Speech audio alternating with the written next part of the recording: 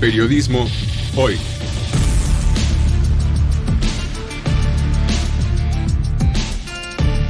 Avatares, riesgos y transformaciones del oficio de informar.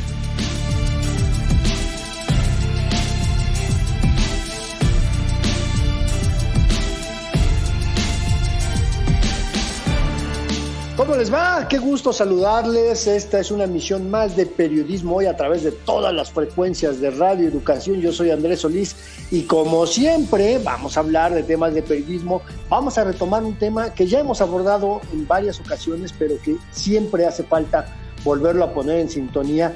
Y antes de esto, claro, déjenme dar la bienvenida a mi compañera, colega, cómplice, coconductora, mi querida amiga periodista Alexia Cervantes. ¿Cómo estás, Alexia?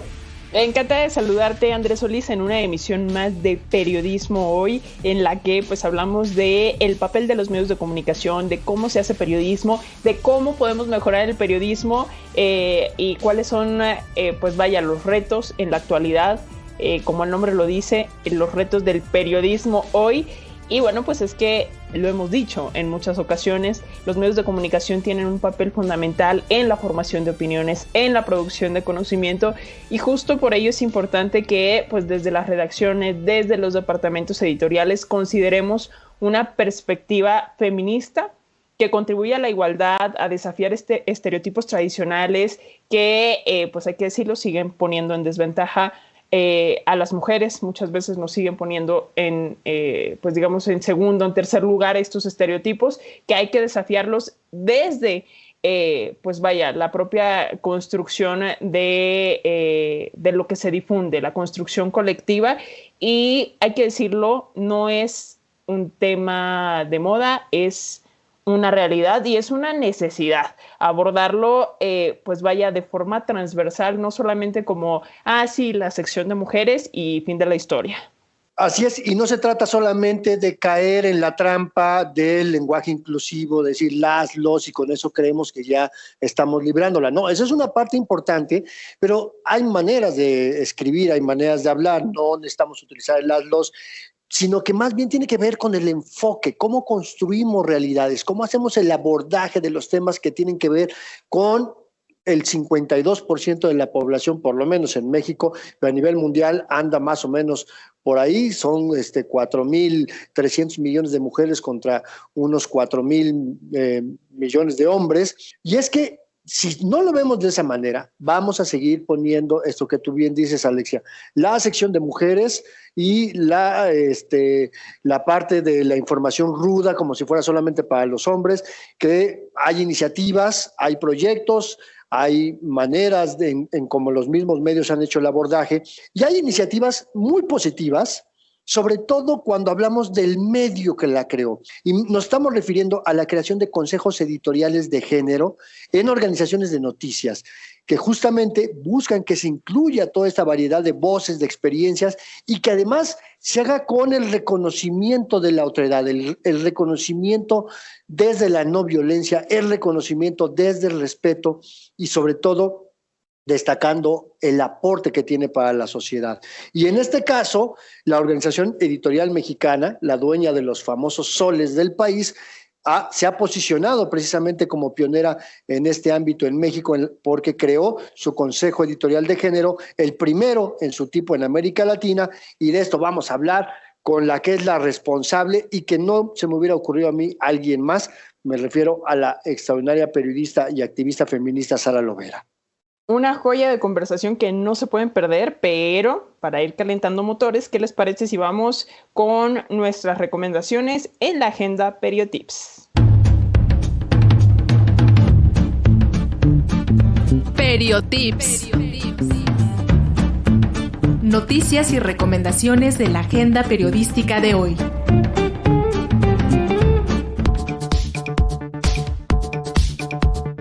Iniciamos con nuestras recomendaciones.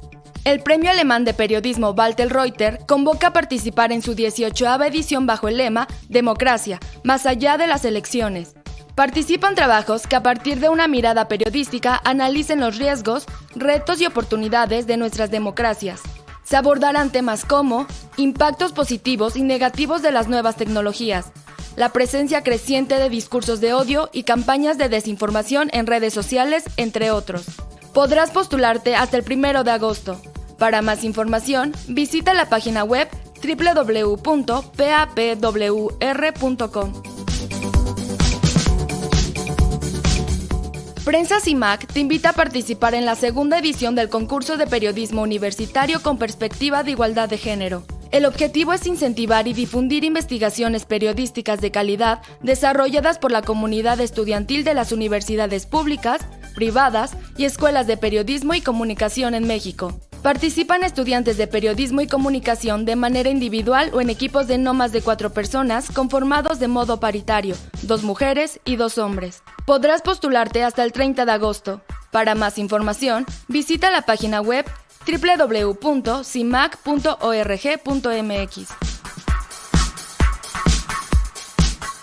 Fundación Gabo te invita a participar en su taller virtual Navegar el Cambio, Liderazgo y Gestión de Medios Nativos Digitales 2024. El curso está diseñado para formar y acompañar a responsables de equipos periodísticos de medios nativos digitales en América Latina, abordando temáticas y enfoques que estén revolucionando el campo del periodismo. Las y los participantes podrán fortalecer sus capacidades para diseñar e implementar estrategias como líderes de equipo, enfrentar crisis con sus equipos y medios, profundizar y reforzar la relación con sus audiencias, e identificar oportunidades de crecimiento y consolidación en el mercado. Se llevará a cabo los días 16, 18, 20, 23, 25 y 27 de septiembre. Para más información, visita la página web www.fundaciongabo.org. Gracias por su atención a esta NotiAgenda Periotips.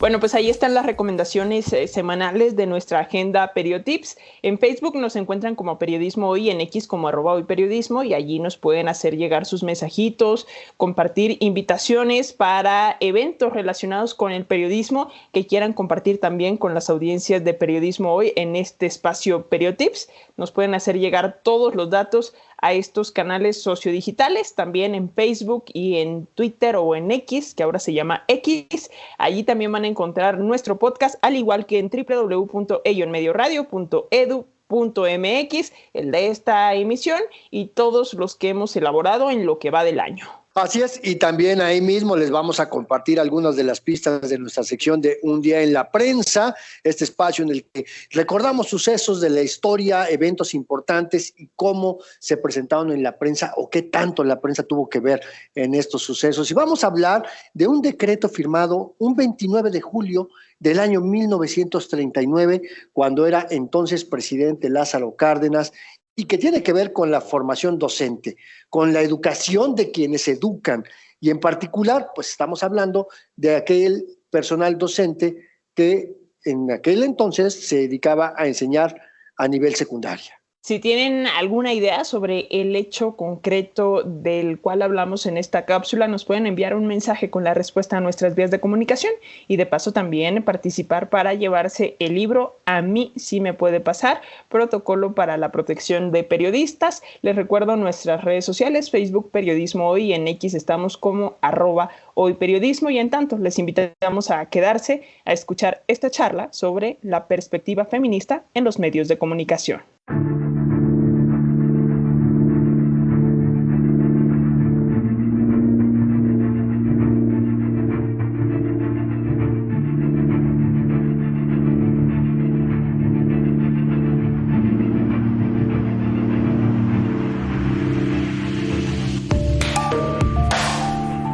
Alexia, aquí en este espacio hemos platicado desde diferentes enfoques sobre el tema del feminismo, sobre la perspectiva de género que debiera estar presente en todos los medios, y es que el feminismo y los medios de comunicación pues ha sido tratado desde diversos ángulos a lo largo de los años y sigue siendo una discusión inacabada. Y pues la intención es promover la reformulación de los contenidos y los mensajes que se difunden a través de la prensa, a través de los medios masivos, con tal de reflejar no solamente las problemáticas, las trayectorias, los roles de género, de también la presencia de las mujeres en el ámbito de la cultura, de la ciencia, la tecnología. Pues estamos hablando de la otra mitad de la población, que dicha de paso pues es la mayoría en prácticamente todos los países del mundo. Y justo para entender cómo se están gestando las dinámicas al interior de las redacciones y cómo se ha impulsado precisamente esta transformación de la manera de hacer comunicación y periodismo, hoy vamos a platicar con una de las personas que más ha trabajado en las últimas décadas en este tema, y me refiero a la periodista Sara Lovera, periodista, activista feminista. Se ha distinguido por su tarea profesional, no solamente en el ámbito del periodismo, especializada en temas laborales, sino también en este tema de cómo ir reeducando al periodismo mexicano, cómo irnos reeducando a los machirrines que todavía vemos en el planeta para poder hacer de mejor manera nuestro trabajo. Y bueno, pues como siempre, Sara, un placer recibirte. Recordar nada más que, aparte de que eres corresponsal del Servicio Especial de Noticias, también fuiste socia fundadora de La Jornada, donde además fuiste de las creadoras del suplemento Doble Jornada, cofundadora de CIMAC, y en fin, una larga trayectoria en el periodismo con perspectiva de género. Sara, bienvenida, un placer saludarte como siempre. Igualmente, Andrés, mucho gusto en saludarte. Hace varias canas que no nos veíamos. Gracias, Sara, por estar acá con nosotros en Periodismo Hoy. Y yo quisiera preguntarte, que arrancáramos esta conversación hablando de por qué es importante que el feminismo no se ha visto como, digamos, una moda en los medios de comunicación, porque en realidad la lucha de las mujeres por tener espacios en los medios de comunicación, por colocar los temas en los medios de comunicación, o sea, no es algo nuevo, no es algo que haya llegado con TikTok. ¿Pero qué nos dices? En efecto, yo creo que además las mexicanas tenemos una larguísima tradición en abrir espacios desde el siglo XIX en la discusión entre conservadores y liberales. Las mujeres hicieron sus propias revistas y se introdujeron en algunos de los periódicos de fin de siglo para decir su verdad con cartas, con peticiones, con propuestas, con una agenda desde entonces de los derechos de las mujeres. Yo creo que esto no se puede comprender rápidamente porque la discriminación no es que sea un asunto cultural, como dicen. La discriminación es histórica en la formación de nuestras civilizaciones y para la mitad de la población considerada la otra o el otro, el otra o la otra humana, y ha sido muy complejo derribar esto sobre qué somos los hombres y las mujeres. En esto yo sostengo, lo he creído desde hace mucho tiempo, que una de las grandes columnas que pudiera colaborar al conocimiento y la toma de conciencia sobre lo que somos los hombres y las mujeres, pues son los medios de comunicación según cada época y cada desarrollo tecnológico. En esas estamos, hemos horadado, picado piedra durante algunas décadas, no solo distribuyendo la información desde lo que ha sido o han sido las diferentes expresiones del feminismo, sino trabajando directamente con las y los trabajadores de los medios. No hay una manera de evaluar de qué tamaño son los cambios, pero yo creo que hay cambios muy trascendentes y algunas iniciativas importantísimas, sobre todo en Estados Unidos y en Europa. Así que estamos en eso, estamos buscando la manera de que se comprenda, como bien decía Andrés, no solamente las penas y las necesidades de las mujeres, sino la experiencia de las mujeres en la construcción de sociedad. Lo dices muy bien, hacía varias canas y unas cuantas arrugas que no teníamos el placer de platicar. Yo no tengo arrugas.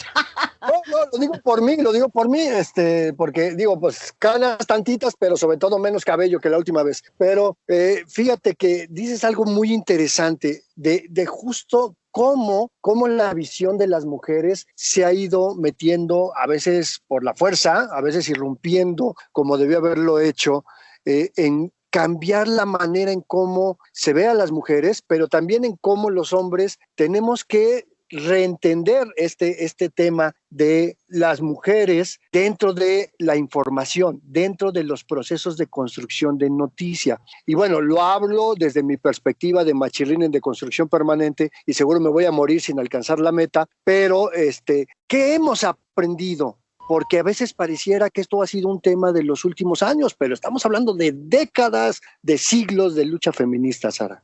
Sí, yo creo que hay que decirlo, el movimiento feminista, el movimiento que reivindica los derechos de las mujeres nunca ha sido clandestino.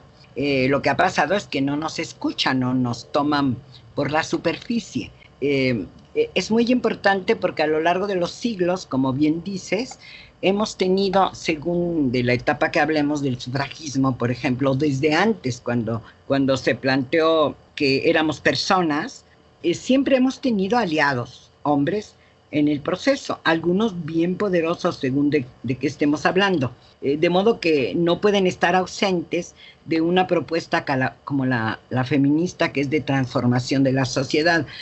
No puede ser una moda, tampoco es un tema, es una propuesta de transformación profunda de las relaciones sociales y de las relaciones entre hombres y mujeres. Desde la Revolución Francesa, dijéramos, en la etapa moderna, ha habido construcción de agendas, como se llaman, y de propuestas muy claras desde las mujeres. Sin embargo, ha habido épocas en que no nos escuchan, o como tú dices, las inglesas tuvieron que hacer lo que nuestras chicas de los colectivos hacen ahora, tuvieron que poner una bomba en la casa del primer ministro para que se discutiera en el Parlamento el derecho al voto universal de las mujeres, por ejemplo. Pero hay otras muchas manifestaciones de rebeldía, de presencia, que fueron pasando por la historia, y así conseguimos primero el voto a finales del siglo XIX, principios de XX, lentamente en cada país. Todavía hay por ahí algunos 2 o 3 países donde las mujeres no pueden votar, o comunidades originarias de algunos países donde esto tiene todavía una enorme dificultad. De ahí a pasar y proponer que queremos compartir el poder, pues imagínate, es una revolución. Por eso está oculta, porque altera la vida individual y la vida colectiva, a la familia y a las comunidades, y ahora pues a los gobiernos y a las propuestas de proyectos gubernamentales. Entonces es un movimiento que ha sido potente, según de qué época hablemos, o totalmente oculto, sobre todo en las dictaduras, en el fascismo, por ejemplo, en los populismos está oculto. Y bueno, hay que decirle a la gente que sí, que no es una moda, que son las viejas, antiguas y permanentes demandas de las mujeres para ser consideradas enteritas, seres humanos y ciudadanas. Y aquí, Sara, los medios de comunicación y quienes trabajamos en estos medios de comunicación tenemos la responsabilidad de justamente no voltear hacia otro lado y abordar esta propuesta que bien decías, no es una moda, no es un tema pasajero, es una propuesta que a final de cuentas trata de que las situaciones y las condiciones sean más igualitarias. Ahora, lo que pasa desde mi punto de vista es que muchas veces los medios de comunicación o los directivos de los medios de comunicación justo no lo ven como una necesidad, ¿no? No lo ven como una realidad. ¿Cuál es la responsabilidad allí de los medios y sobre todo de quienes dirigen los medios? Porque, o sea, estamos hablando de personas de carne y hueso que toman las decisiones a final de cuentas de qué se cubre y cómo se cubre. Por supuesto. Yo decía hace ratito que los medios de comunicación son una columna fundamental. La otra es la educación formal. Pero los medios de comunicación enseñan, distribuyen perfiles humanos, reafirman o la condición liberadora o la condición de esclavitud de las mujeres. Como abarcan a enormes poblaciones, hoy más que nunca son estratégicos para lograr la efectividad de algunas agendas de las mujeres. En México, por ejemplo, si yo te dijera que en lugar de llorar con las mujeres, supiéramos que tenemos todos los derechos inscritos desde la Constitución a N número de disposiciones legales y reglamentarias, significaría que una tarea muy importante de esta que tú hablas de responsabilidad es precisamente informar sobre todos los derechos y ventajas que en teoría y en legislación tenemos las mujeres. Ese es un ejemplo. Darles fortaleza a las mujeres en lugar de seguirlas viendo como víctimas, humilladas, calladitas, etcétera.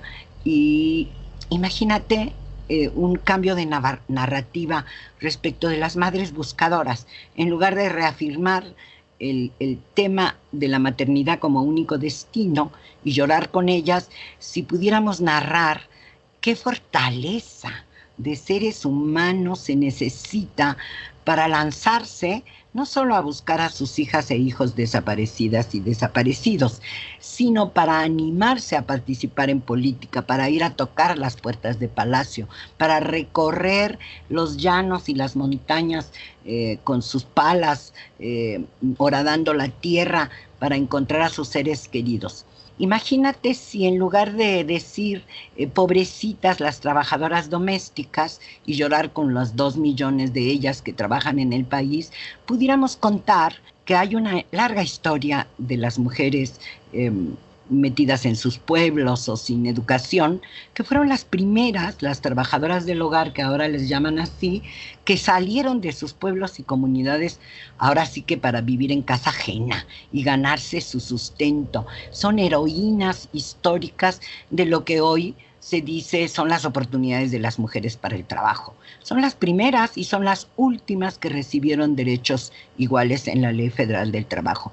Estas cosas las podemos contar desde otra perspectiva donde no se reafirme la victimización de las mujeres, sino sus enormes experiencias y potencialidades. Junto a los hechos, esos no los podemos ocultar respecto al feminicidio, al asesinato de mujeres, a la violación sexual que sufren y viven muchas de ellas.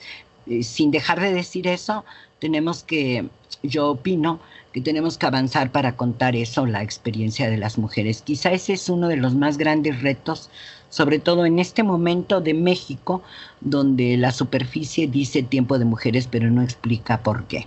Y bueno, ahí podemos contribuir efectivamente a un avance trascendente de nuevas relaciones humanas y realmente de un cambio de régimen genérico, como diría la maestra Marcela Lagarde.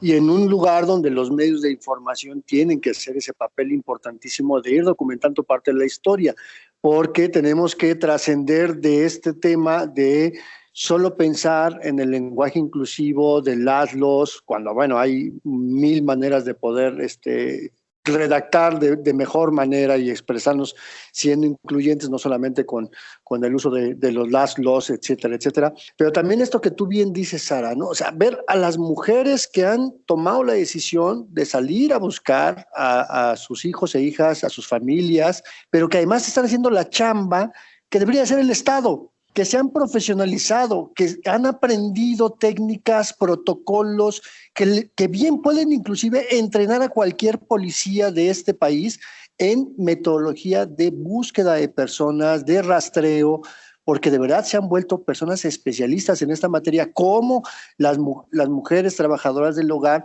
se han vuelto también una voz importante en lo que tiene que ver con el derecho laboral, en estos temas fundamentales, y si lo vemos así, pues podemos ir entendiendo el aporte que han tenido las mujeres en las transformaciones de la vida pública del país. Entonces, ¿cómo entrenar a los medios? ¿Cómo cambiar ese chip bajo estas diatribas anquilosadas de decir, no, es que si ponemos los ocupa más espacio y aquí tenemos que hacer economía del lenguaje, que son, digamos, de los argumentos más tontos que podemos escuchar en una redacción, Sara? Sí, yo creo que las feministas en los últimos 40 años hemos construido un montón de propuestas concretas, de herramientas para mejorar el lenguaje y hacerlo inclusivo. El castellano es riquísimo, como tú decías, para decir las cosas de otra manera sin necesidad siempre de poner los. Lo que sí creemos es que las mujeres deben ser nombradas, deben ser evidenciadas, deben ser difundidas sus imágenes respetuosas, deben representar a las y los expertos en los medios de comunicación de manera paritaria. Yo creo que ninguna guía nos sirve para aprender el lenguaje inclusivo. Creo que lo que tiene que suceder, y es una tontería si tú quieres, pero yo sueño con una enorme cruzada informativa que diga, primero, que somos seres humanos iguales. Hay mucha gente que sigue pensando que las mujeres valemos menos que los hombres. Es un tema ideológico. Si nosotros logramos, y nosotras, hacer esta posibilidad de transformación ideológica, todo lo demás vendrá por consecuencia. Porque dime tú qué hace un reportero o una reportera frente a una puerta de una huelga y dice los trabajadores, cuando la mayoría de los piquetes de cuidado de la huelga es de mujeres. Solo porque hay un dirigente, bueno, todavía hay una mayoría de dirigentes, cada vez más dirigentes mujeres. Si nosotras hablamos de lo que se está discutiendo en la Cámara y pasan 19 mujeres a dar argumentos y 3 hombres, pues tendremos que ponerlo como tal y hacerlas mirar. Hay algunas herramientas, sí, que pueden ir ayudando a hacer las cosas de manera distinta, pero si no hay una transformación mental, si él o la reportera, él o la dueña de un medio no se preocupa por dar equilibrio a las noticias y mirar a las mujeres que están ahí. Imagínate que producimos el 25% del Producto Interno Bruto haciendo este trabajo doméstico, doble jornada o ahora eufemísticamente llamado de cuidados. Ese es un ejemplo. Si las mujeres son las encargadas de cuidar a los niños y a las niñas, pero a los ancianos y ancianas, a las discapacitadas y discapacitados, a todas las personas mayores, etcétera, o a las y los enfermos, si no valoramos, por ejemplo, su aportación económica y no sabemos cómo reportearla, hay todos los datos, estamos sobrediagnosticadas las mujeres. Es cuestión de ir a las fuentes, esa es otra herramienta. Tiene que ir a las fuentes, señor reportero, señora reportera, tiene que preguntar.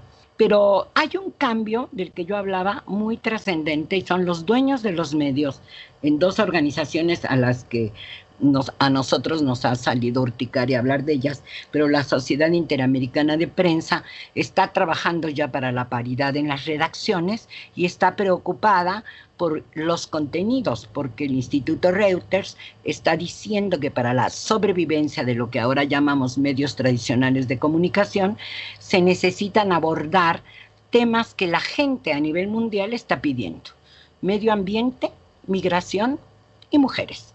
O sea que además somos hoy una propuesta económica para los medios de comunicación, además de estar en el mundo. Estaba leyendo que una chica de veras chiquita, de Guerrero, está ya haciendo sus trabajos en la NASA, viniendo de un estado de la República que uno piensa que no hay nivel educativo, si lo hay, o cómo lo hay, o qué pasa con las personas, ¿no? O las mujeres en Yucatán que están trabajando hace ya más de una década con las nuevas tecnologías no solo para hacer estufas con energía solar, sino para otros implementos de energía solar que están aprovechando muy bien. ¿Se podría hacer esto en el norte? Sí, se podría hacer. Hay algunos ensayos en Chihuahua. Y están las mujeres, como en el superpasado, descubriendo cómo la naturaleza ofrece mejores condiciones de vida. Y ahí no mencionamos ¿verdad? Es decir, las mujeres. Hay errores tan terribles en la redacción que dicen una mujer embarazada no debería fumar, y hay otras personas que se embaracen que no sean las mujeres. Redundancia que también molesta a las redacciones, no tenemos que mencionarlas como mujeres siempre, sino usar los artículos, ¿verdad? Las trabajadoras sociales hicieron no sé qué, o las abogadas protestaron por no sé qué, o propusieron no sé qué. Entonces, hay herramientas que sí hemos desarrollado y que podrían aplicarse. Tenemos más o menos, bueno, yo tengo 35 años capacitando a hombres y mujeres periodistas y todavía se me veía hace poco con recelo.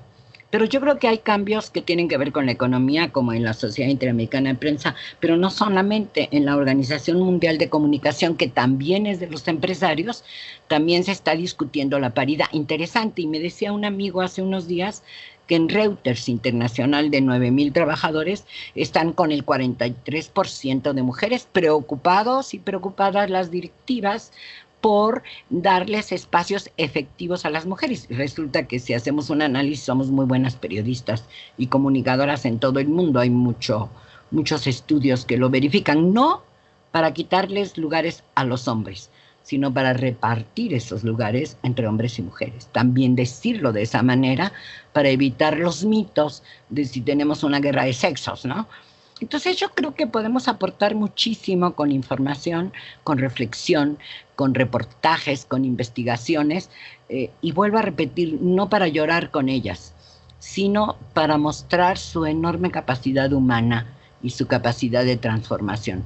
Creo que los medios están reflexionando al respecto, no se atreven todavía a hacer cambios drásticos, pero lo están haciendo, ¿no? Totalmente. Estamos platicando con Sara Lovera, periodista, activista feminista mexicana. No se vaya, regresamos.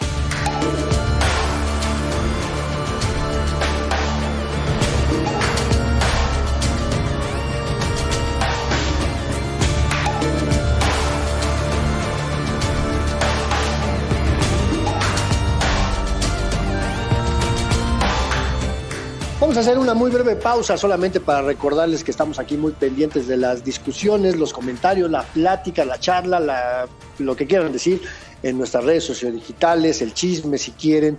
En Facebook recuerden que nos encuentran como Periodismo Hoy, en X, lo que era Twitter, nos encuentran como @hoyperiodismo. Ahí ya saben que van a poder encontrar más información sobre los temas que abordamos en este programa y claro, más pistas para nuestra sección de Un Día en la Prensa. Así es, porque el tema de la cápsula de hoy, de Un Día en la Prensa, tiene que ver con un decreto que autorizaba a la SEP, a la Secretaría de Educación Pública, la fundación de un instituto de preparación para profesores. Esto ocurrió un miércoles 29 de julio de 1936. Qué bueno que hiciste la precisión, Alexia, porque yo hace ratito había dicho que había sido en 1939, pero no, fue el 29 de julio de 1936. Así es que si tienen alguna idea sobre el tema en concreto de la cápsula, mándenos un mensaje a nuestras vías de comunicación. Mientras tanto, ¿qué les parece si seguimos platicando con Sara Lovera?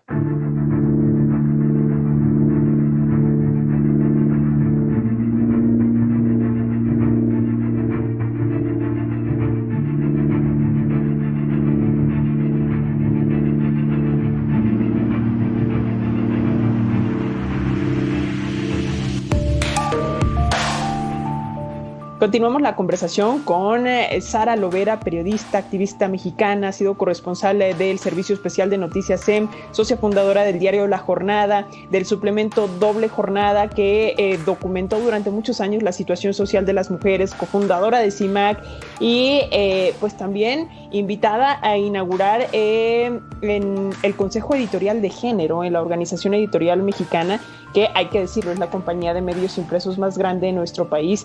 Y Sara, hablábamos de los avances, de lo que todavía falta dentro de los medios de comunicación, pero yo no quisiera que se nos terminara el tiempo de esta conversación sin tocar justo este tema de cómo surgió esta idea de crear el Consejo Editorial de Género en la OEM, en la Organización Editorial Mexicana, que tengo entendido es, digamos, como de los pioneros en América Latina. Y vaya, ¿qué beneficios? ¿Cuál ha sido el impacto de este Consejo Editorial de Género? ¿Qué nos diría, Sara? Que el proceso que ha seguido la Organización Editorial Mexicana es de lo más importante.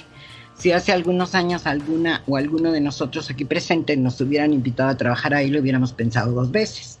Pero en efecto es la organización editorial más grande con 46 portales o periódicos en el país, y es al mismo tiempo una productora hoy de una enorme cantidad de canales de YouTube 24 y una enorme cantidad de podcasts. Yo creo que fue un proceso interesante que quizá no percibimos, pero hace muchísimos años el periódico El Sol empezó a publicar una página de noticias de mujeres construida con las noticias que producía la agencia de noticias de CIMAC en un principio y luego del Servicio Especial de la Mujer de SEM, y empezaron a pensar en cosas novedosas. Es como un nuevo modelo de negocio, por un lado, y un nuevo modelo editorial de qué es lo que le importa a las personas.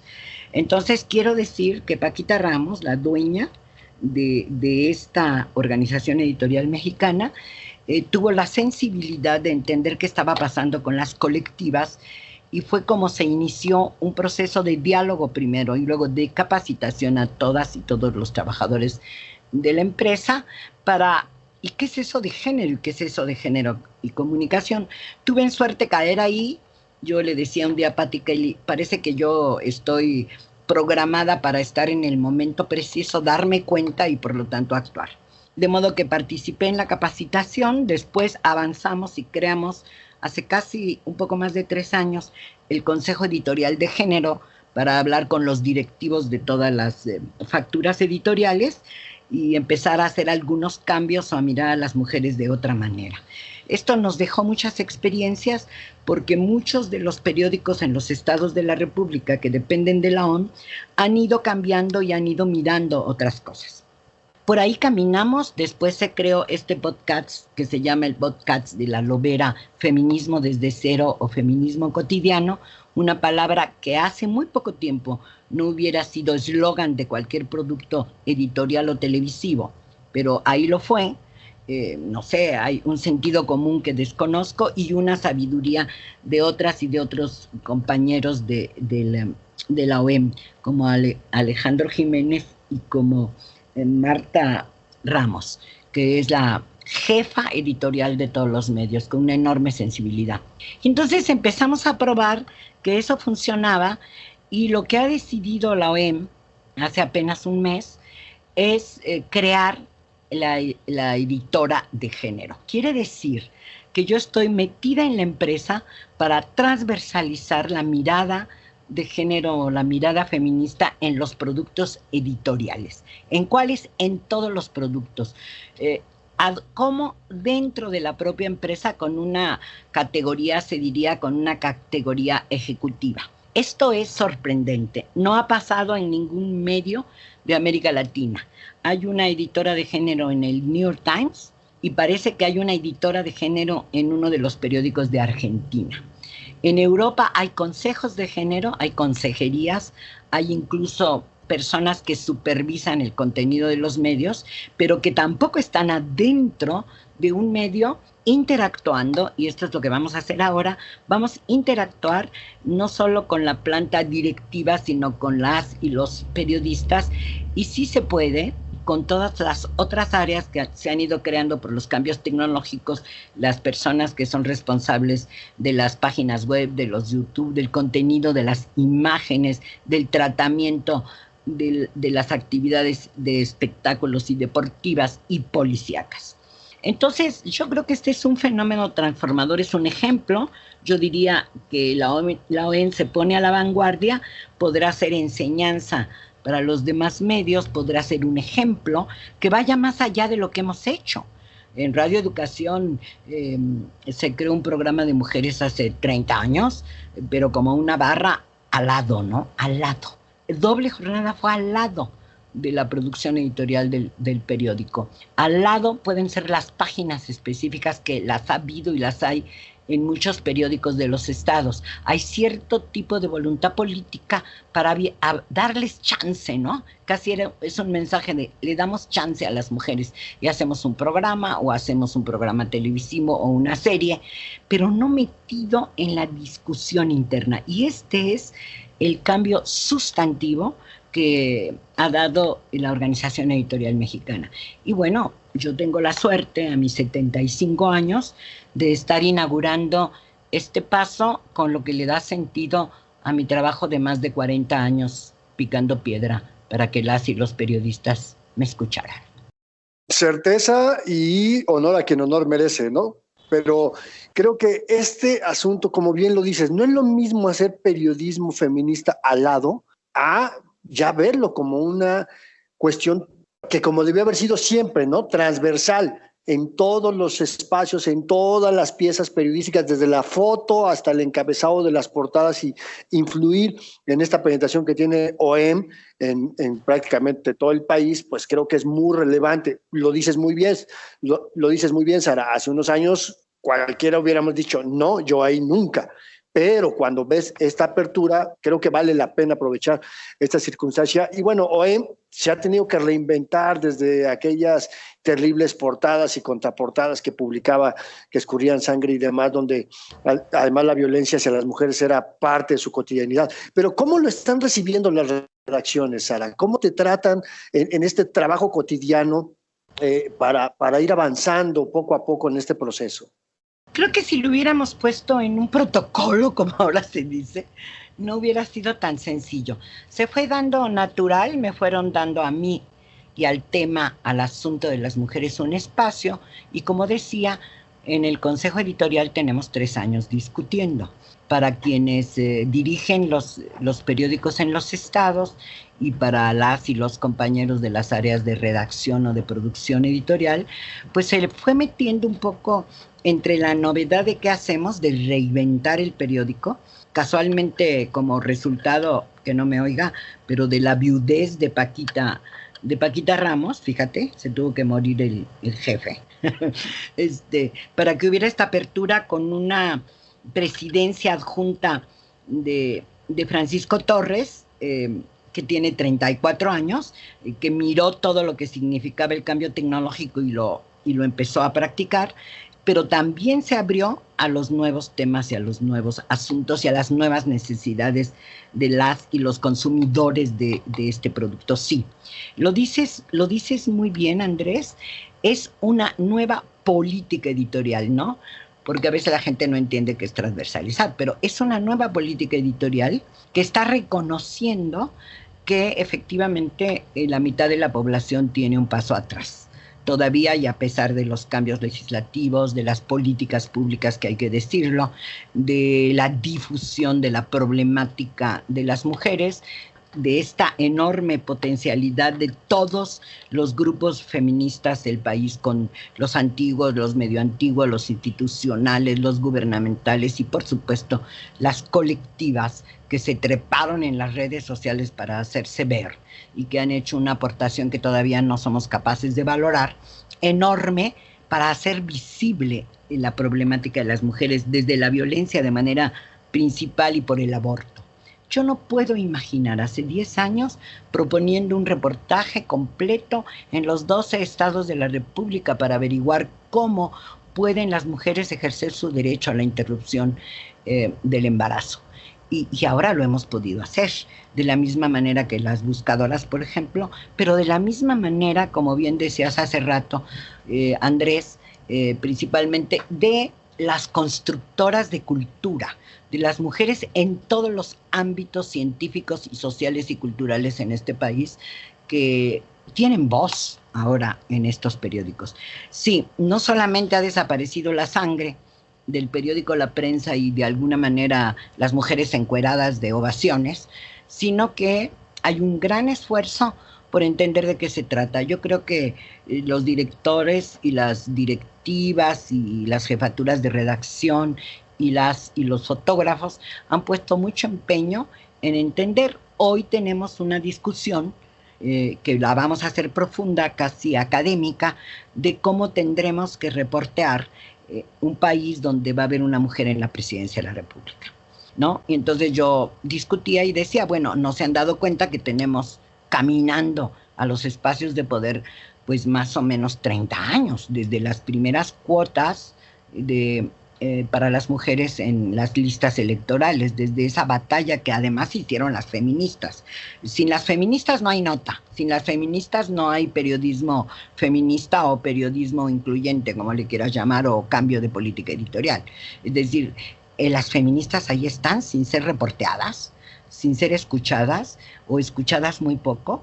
Entonces, las dos materias están juntas el día de hoy y tenemos un enorme campo de acción que evidentemente podría ser aprovechado por todos los medios y entre todos los medios y etcétera.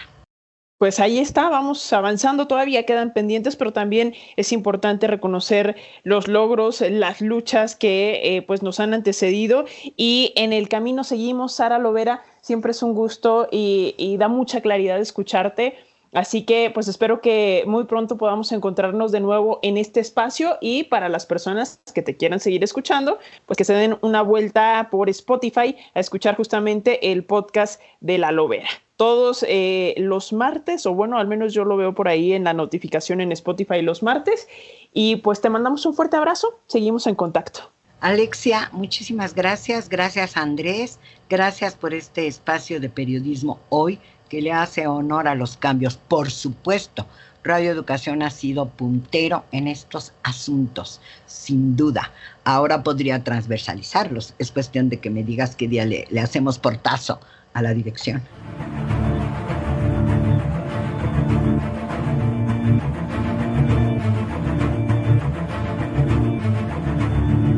Recuerden que esta conversación y la información del Periotips y la cápsula de Un Día en la Prensa se quedan guardados, se quedan en el podcast que pueden descargar, volver a escuchar en la página de internet de Radio Educación, www.elloenmedioradio.edu.mx, y también en nuestras redes sociodigitales. En Facebook somos Periodismo Hoy, en X, @hoyperiodismo. Acuérdense que el podcast está el de esta semana y los que se han emitido en el último año. Pues ahí está Andrés Solís y vamos ahora con esta sección que se titula Un Día en la Prensa, este espacio en el que recordamos distintos sucesos históricos, efemérides y su abordaje en el periodismo. Y el tema de la cápsula de hoy tiene que ver con un decreto firmado un 29 de julio, pero de 1936, por el entonces presidente de nuestro país, Lázaro Cárdenas, y que tiene que ver con la formación de docentes, de profesores en nuestro país. Escuchen bien, ¿de qué se trata?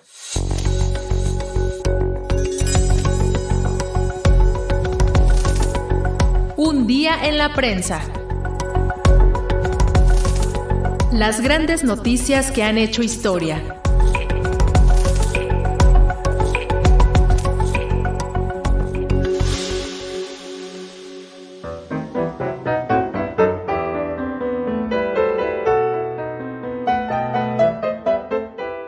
Cuna de millones de docentes que han aportado su conocimiento y su experiencia a prácticamente toda la población por más de un siglo. Centros de formación de los que han surgido líderes de la izquierda y de la lucha social, pero también líderes de oscuros intereses sindicales. Son las escuelas normales, creadas por Lázaro Cárdenas el 29 de julio de 1936.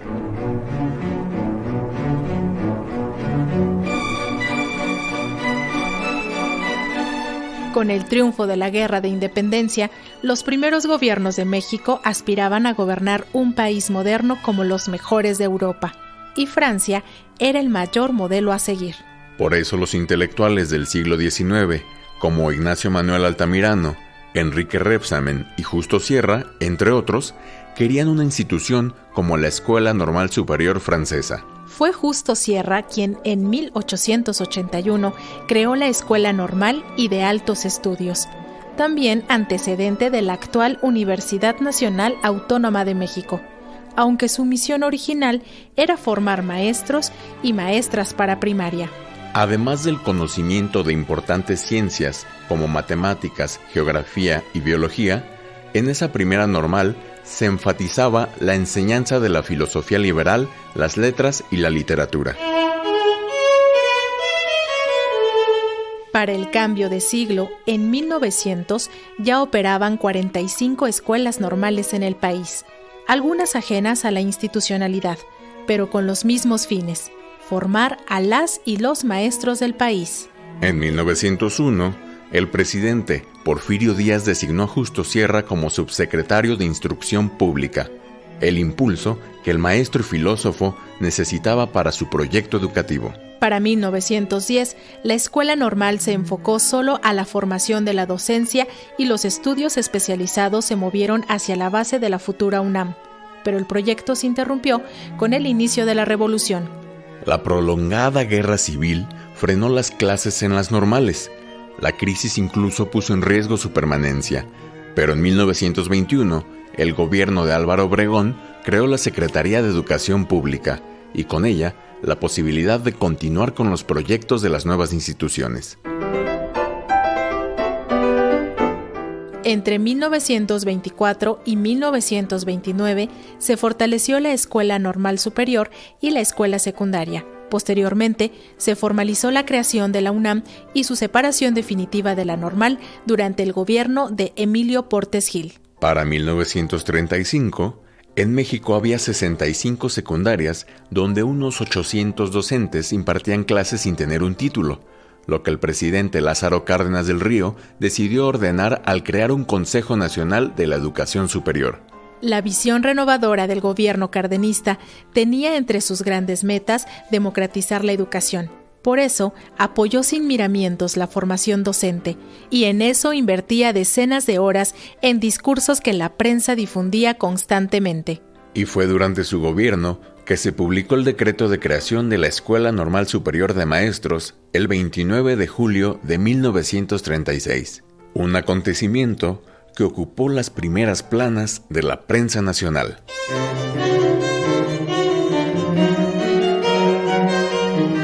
Hoy la docencia en México enfrenta enormes retos, entre el rezago educativo y la falta de acceso a la tecnología, hasta la falta de capacitación de quienes aspiran a enseñar. Sin embargo, los docentes continúan encabezando importantes luchas por la transformación del país y las escuelas normales se encuentran distribuidas por todo el territorio nacional y siguen siendo tema de interés para medios y periodistas.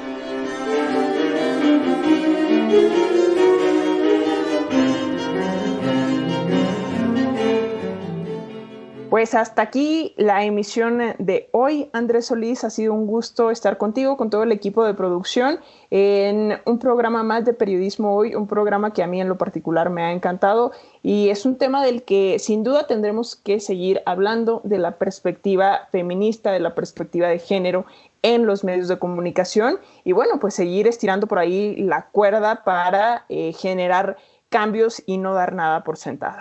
Y recuerden que seguimos la conversación sobre estos temas que seguirán dando mucho de qué hablar, no lo podemos dejar de lado, es importantísimo. En las redes sociales somos Periodismo Hoy, en Facebook, en X, @hoyperiodismo, Alexia Cervantes, como siempre, un placer compartir contigo este espacio y hasta la próxima. El gusto es mío, Andrés Solís, hasta la próxima.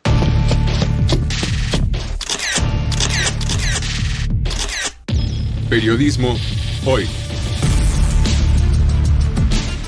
Periodismo es publicar lo que alguien no quiere que se sepa. Todo lo demás son relaciones públicas.